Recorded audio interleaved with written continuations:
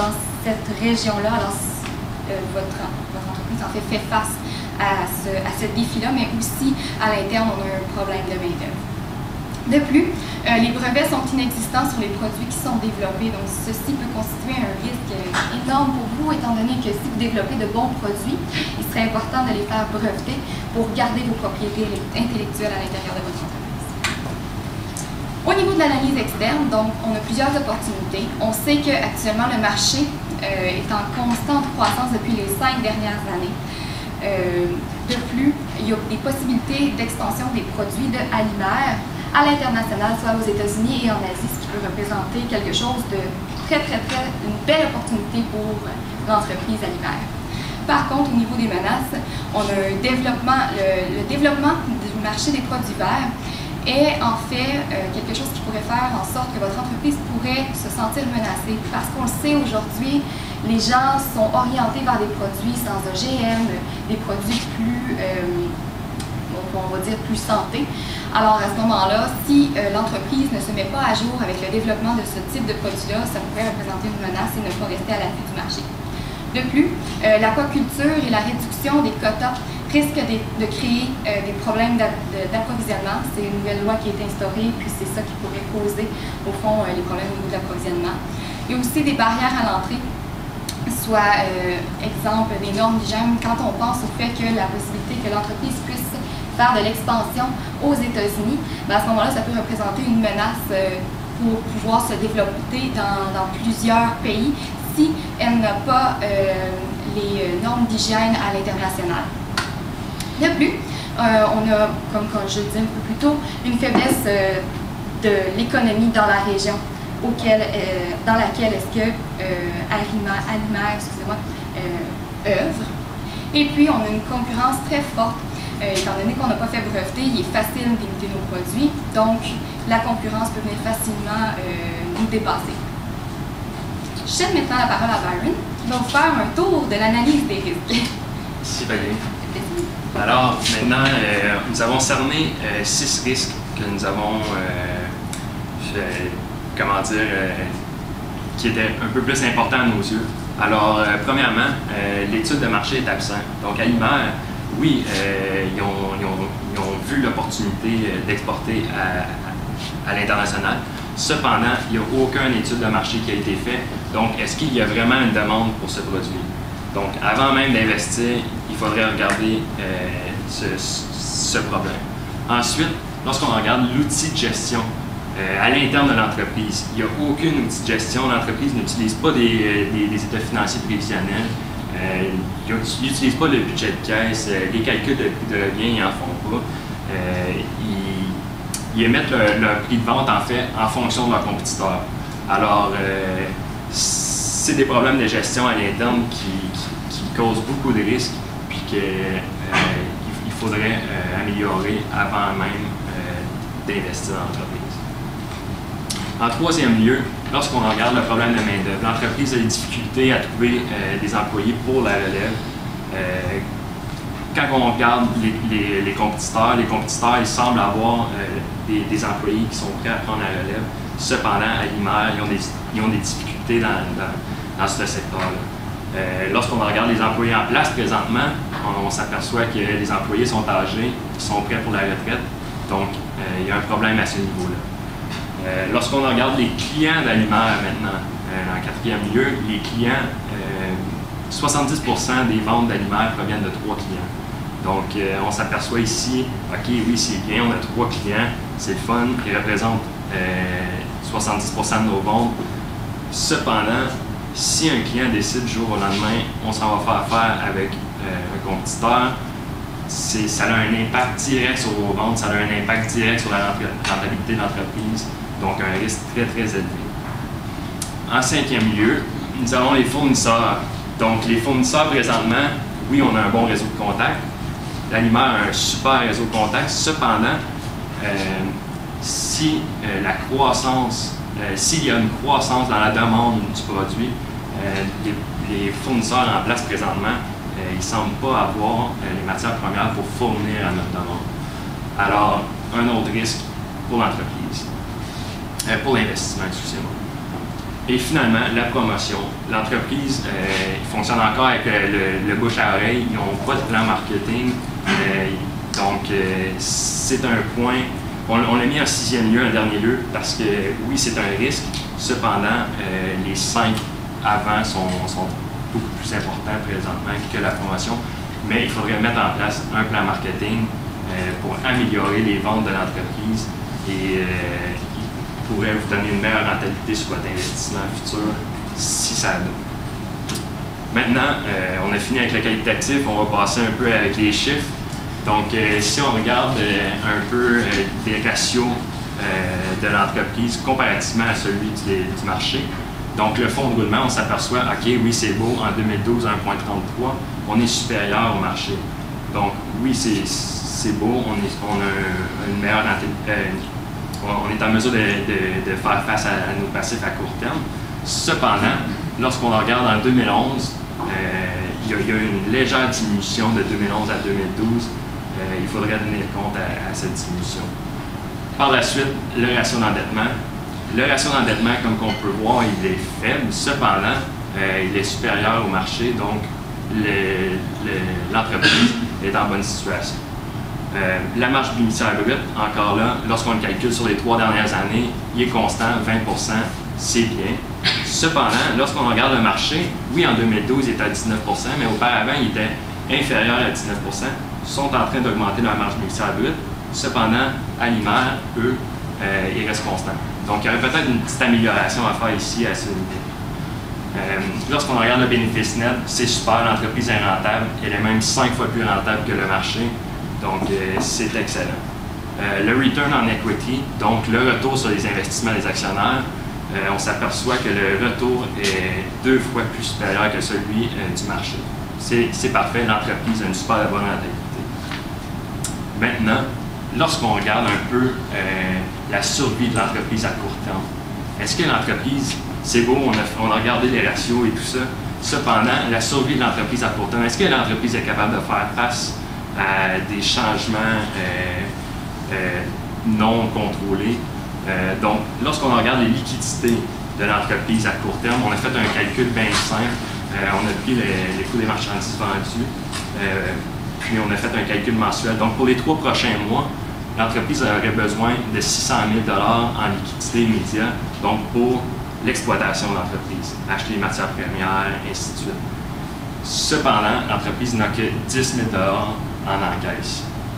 Ils ont un actif total au-delà de 600 000 $, cependant, ils se retrouvent tous dans les comptes clients et dans les stocks.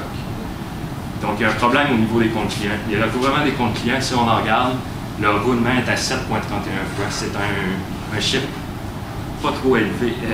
Il n'est pas élevé pour l'entreprise. Il faudrait que le roulement soit supérieur à, disons, environ 10, 12, environ dans ces points-là. Lorsqu'on regarde le roulement dans le nombre de jours, on s'aperçoit que pour Alimaire, le roulement est à 50 jours. Cependant, le secteur est à 35 jours. Donc, le secteur est en mesure de recouvrir les comptes clients avant l'entreprise. Et maintenant, puisqu'il y a aussi un problème au niveau des stocks, on regarde le roulement des stocks, eux aussi sont à environ 7,31 fois le roulement. C'est-à-dire qu'on roule nos stocks 7,30 fois pendant l'année.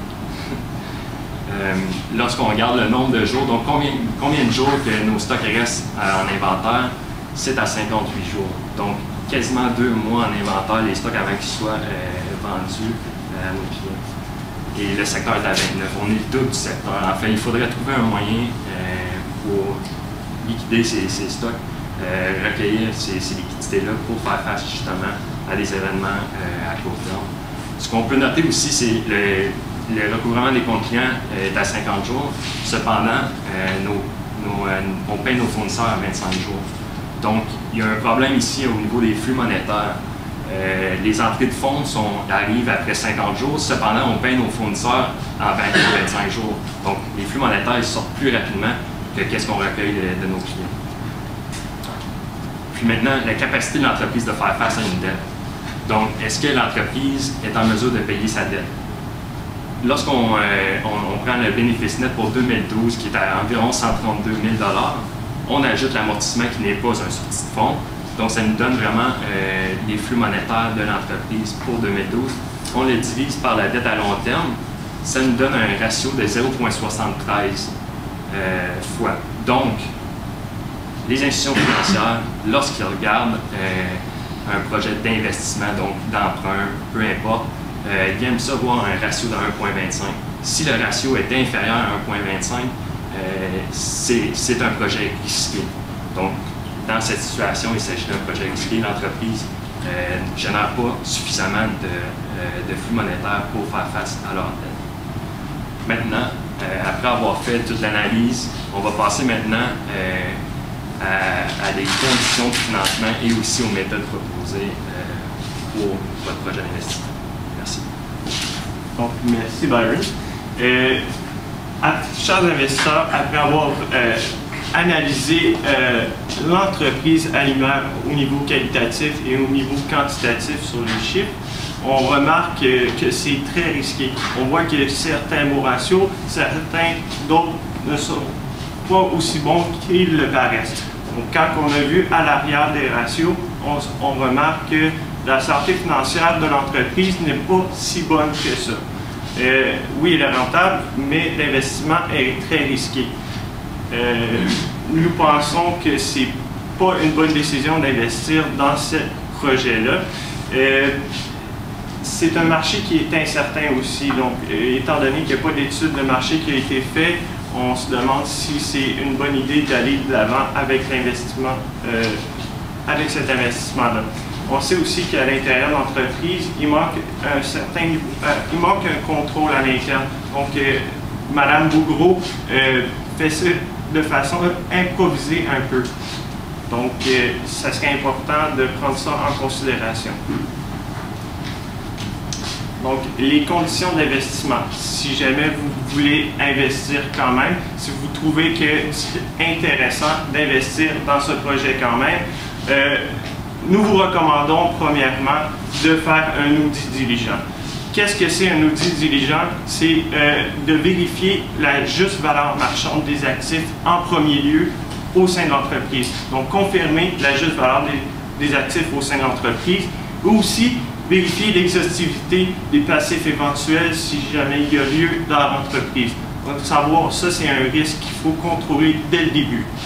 Il y a une étude de marché aussi qui doit être faite. Donc, il faut confirmer la demande du produit que Alimer, justement, veut aller de l'avant. Donc, avant d'investir dans ce projet-là, il faut savoir est-ce que ce produit-là va répondre à la demande qui est présente, si oui. Donc, il serait aussi important d'instaurer une condition lors de l'investissement, c'est d'instaurer un système de gestion financière à l'intérieur de l'entreprise, parce qu'on sait que c'est fait un peu imprévisionné de la part de Mme Bougreau. Pour savoir où est-ce qu'on s'en va dans le futur, il faut savoir des prévisions. Donc, ça, c'est pas fait au sein de l'entreprise. Aussi, c'est très important de déterminer le prix de revient du produit si vous voulez aller de l'avant avec l'investissement. Il y a aussi une meilleure gestion à l'interne, parce qu'on sait au sein d'Alimer, la gestion interne des processus ne se fait pas de façon efficace. Donc, il y a certaines méthodes pour vous d'investir, si jamais vous voulez investir. Ça serait d'émettre un billet à payer. C'est sûr que sur une durée de 3 ans, c'est court parce qu'on sait que l'entreprise est très endettée en ce moment, puis elle ne fait pas face à ses dettes à court terme. Ça serait possible aussi d'extensionner ce délai. Dans le fond, vous voulez un rendement intéressant, donc la prime de risque serait élevée aussi. Donc, on s'entend que c'est un projet qui est très risqué. Donc, étant donné que c'est risqué, le taux d'intérêt du billet à payer serait élevé aussi.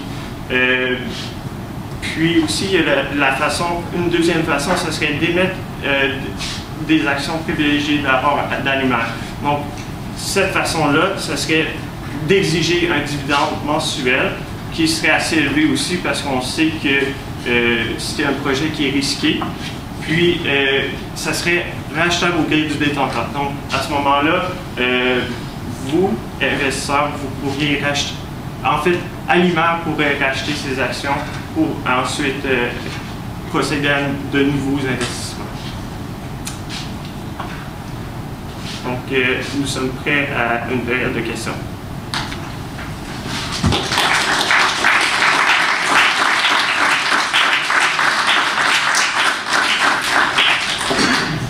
Merci de votre présentation. Moi, j'ai un principe, il y a beaucoup d'informations qui ont été présentées, mais j'ai un principe un peu de gestion, un peu keep it simple. Et j'aimerais ça, si vous êtes capable, je comprends vos recommandations, mais je comprends qu'il y en a comme deux. Il y en a une que soit que vous proposez qu'on n'investisse pas ou qu'on investisse, mais j'aimerais ça savoir c'est quoi les trois éléments principaux dans cette analyse-là. C'est quoi les trois choses que vous trouvez plus importantes dans l'analyse que vous présentez? Sur l'ensemble de ce que vous avez présenté. En fait, nous, on a jugé que d'abord, on n'allait pas avec l'investissement. Mais par contre, si vous décidez d'y aller quand même, on vous a fait des recommandations face à la possibilité d'y aller. Ça, okay. Mais la recommandation, c'est quoi les trois principaux éléments qui vous ont fait recommander ça? Si je peux me permettre. En fait, ce serait d'augmenter le fonds de roulement parce qu'on sait que l'entreprise est peut-être pas prête à investir dans un nouveau projet, le nouveau projet de 300 000 $. Donc, on sait dès le départ que ce serait d'augmenter le fonds de roulement. Et puis la capacité de faire face à ses dettes à court terme aussi. Donc on sait qu'on ne veut pas investir dans un projet où est-ce que le rendement ne sera pas là. Puis ça serait aussi d'améliorer à l'interne tous les problèmes qui sont présents à l'interne de l'entreprise. Donc c'est les trois choses qu'on... Si je peux ajouter à ce que mon coéquipier vient de mentionner, quand on a calculé en fait la capacité de l'entreprise de faire face à la dette à court terme, on s'apercevait que justement, il ne générait pas assez de bénéfices pour faire face à cette dette. Donc, si, disons, vous investissez dans l'entreprise puis vous exigez un retour sur investissement, peu importe, vous savez que si elle n'est pas capable de faire face à la dette qu'elle a déjà, pourquoi qu'elle serait en mesure de justement vous donner un retour sur votre investissement? Donc, elle n'a pas les liquidités nécessaires pour faire cela. Peut-être en complément avec cette question-là, j'interviendrai. C'est que là, vous avez dit qu'une des solutions, ce serait de réinjecter au niveau du fonds de roulement de l'entreprise. Par contre, quand vous avez présenté le cycle de conversion d'enquête, vous avez dit que les comptes clients étaient trop élevés, puis les stocks, il faudrait les gérer mieux. Dans le domaine de l'alimentation, on a vu que au niveau des comparables, les entreprises étaient autour d'un ratio, on a discuté avec autour de 1. Alors, dans le projet également, on croyait que, je crois que sur le 300 000, il y avait un montant qui était prévu aussi au niveau du fonds de roulement. Alors, comment on joue par rapport au fonds de roulement? Est-ce qu'on vise à l'augmenter ou on vise davantage à le stabiliser à votre avis? En fait, justement, l'investissement, il y avait un 100 000 $ sur le 300 000 total qui était dédié au fonds de roulement. Donc, en fait, ce 100 000 $-là, oui, on peut continuer à injecter de l'argent dans l'entreprise. Cependant, il y a des problèmes à l'interne de l'entreprise qu'il faudrait régler avant même de continuer à injecter de l'argent. Donc, justement, le recouvrement des comptes clients, il y a 410 000 $ qui sont là en compte client, mais il n'y a pas personne qui s'en occupe pour les recouvrir. C'est des liquidités qui pourraient être recouvertes, soit par des méthodes de facturage, peu importe. On pourrait vendre ces comptes clients là pour aller chercher justement des liquidités pour faire face à des projets futurs. Alors, je comprends une meilleure gestion du fonds de roulement que de réinjection. Exactement. Oui. Merci. Bon, j'ai peut-être une autre question, étant donné que je suis professeur de finance. Alors, dans votre projet, vous avez quand même assez rapidement dit que le risque était trop élevé, mais bien évidemment, quand on est en capital de risque, il y a toujours une notion de risque-rendement. Hein? C'est certain que les institutions financières ne vont pas prêter à 8 ou 9 % dans un projet où il y a de l'innovation. Alors, si vous êtes des investisseurs à notre place, alors, quel rendement allez-vous exiger sur votre investissement dans une entreprise comme ça, si les prévisionnels vous portent à croire que le dossier est intéressant? Alors, quel rendement allez-vous exiger en tant qu'investisseur et comment allez-vous établir le rendement que vous allez exiger? Est-ce que vous comprenez bien ma question? D'abord, il faudrait probablement, avec les prévisions, calculer le coût moyen pour des risques de capital pour connaître le rendement exigé de l'entreprise ou même du projet, si éventuellement il y a un projet. Alors, on s'entend que dans le coût moyen pondéré du capital, vous allez avoir le rendement au niveau de l'emprunt et le rendement au niveau des actionnaires. Oui. La question pour les actionnaires, comment allez-vous cibler le rendement que vous allez exiger? Ou quel rendement allez-vous exiger? Sur quel élément allez-vous le fonder, le rendement que vous allez exiger? Bien, il y a toujours la possibilité de faire une analyse comparative au marché. Donc, aller voir d'autres entreprises qui œuvrent dans le même domaine, puis voir le rendement des actionnaires à ce niveau-là dans les autres entreprises. Donc, se fier de façon comparative avec d'autres entreprises, ça serait d'une bonne façon. OK. Puis risque-rendement, comment vous allez pouvoir aussi le calculer, là, selon les relations risque-rendement, les bonnes idées que vous proposer là-dessus? Ben, j'arrête ma question. En fait, le risque-rendement, c'est sûr, comme on a mentionné que le risque était très élevé. Donc, il faudrait demander un rendement supérieur à présentement. Donc, un rendement qu'on pourrait exiger, c'est si on regarde présentement des investisseurs qui investissent présentement dans un marché semblable. Disons, c'est 6 le rendement qui est exigé. Bien, nous autres, vu que le projet est risqué, on pourrait augmenter ce rendement à environ 9, 10, 11 Qui rencontre des risques. Exactement. Merci beaucoup. Merci.